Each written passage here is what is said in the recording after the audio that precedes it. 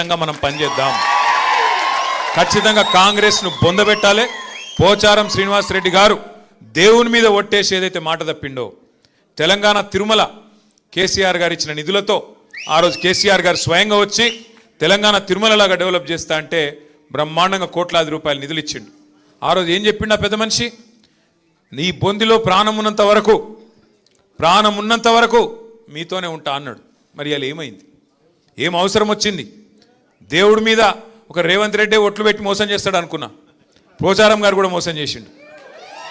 రేవంత్ రెడ్డి గారి గురించి మనకు తెలియాల్సి, మీకు తెలుసు ఆయన ఒక చిచోరాగాడు, ముఖ్యమంత్రి కాదు, మన్ను కాదు, ఒక చిచోరా.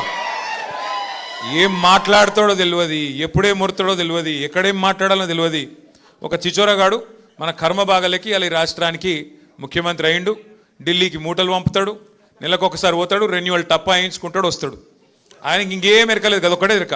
పైసలు దోసుకోవాలి, ఇక్కడ తీసుకొని మూటలు కట్టాలి, మరి తీసుకుపోయి ఢిల్లీలో రాహుల్ గాంధీకి పెట్టాలి, దండం పెట్టాలి, టప్ప కొట్టించుకోవాలి, మళ్ళీ రావాలి. ఏం చేసిండు 2.5 ఏళ్ళల్లో? ఒక 4 పనులు చెప్తాడా? చెప్పే ముఖం ఉందా? రెండే వచ్చి ఆయనకు తిట్లు ఒట్లు. తెల్లారలేస్తే మైక్ ఇస్తే కేసీఆర్ని తిడతాడు, లేదంటే దేవుని మీద ఒట్టంటాడు. మొన్న సిగ్గు లేకుండా చెప్తుండు భద్రాచలం రాముడి మీద ఆననట. ఇదివరకు పెట్టిన ఓట్లు సరిపోలేదా?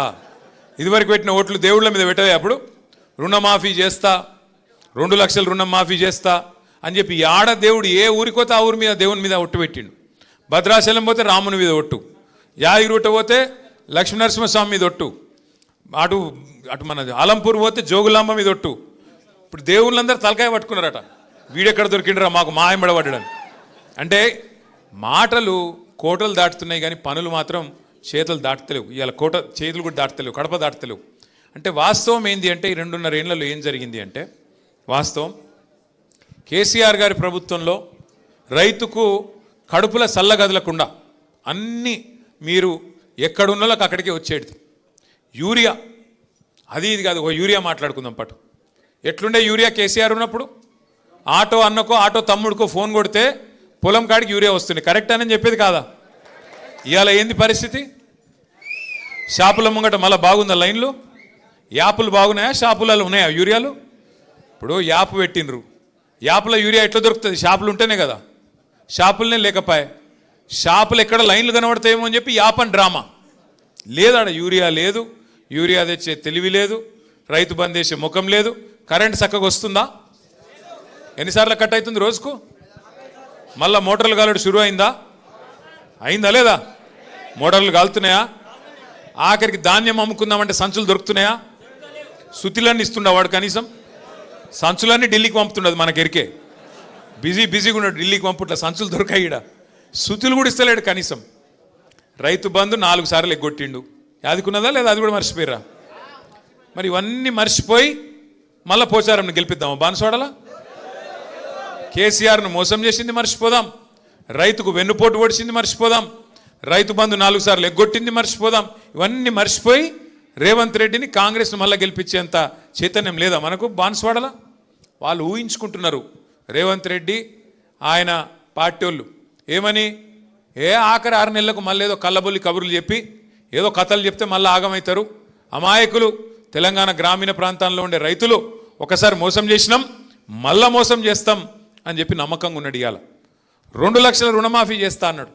కనీసం 30-40% అయిందా? అది అయిందా కాలేదా?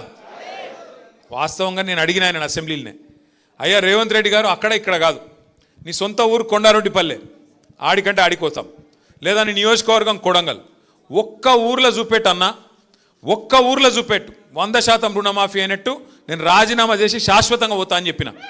దమ్ము లేదు. నిజాయితీ గల్లోడైతే ఒప్పుకోవాలి, దమ్ము లేదు. ఎందుకు? ఆయనకి ఎరికే కాలేదని. కానీ మాటల పైకి ఏందేందో చెప్తాడు. ఎన్ని మాటలు చెప్పిండు? 100 రోజుల్లో 6 గ్యారంటీలు అన్నాడు. చేసిండా? 100 రోజుల్లో 6 గ్యారంటీలు. ప్రతి కుటుంబానికి 2.5 లక్షల రూపాయలు సంవత్సరానికి ఇస్తా అన్నాడు. ఏమేం చెప్పిండు కథలు? అత్తకు 4,000, కోడలకు 2,500. లగ్గం చేసుకుంటే కేసీఆర్ లక్షిస్తుండు, నేను తులం బంగారం ఇస్తా. ఆడపిల్లలు చదువుకుంటే స్కూటీలు ఇస్తా.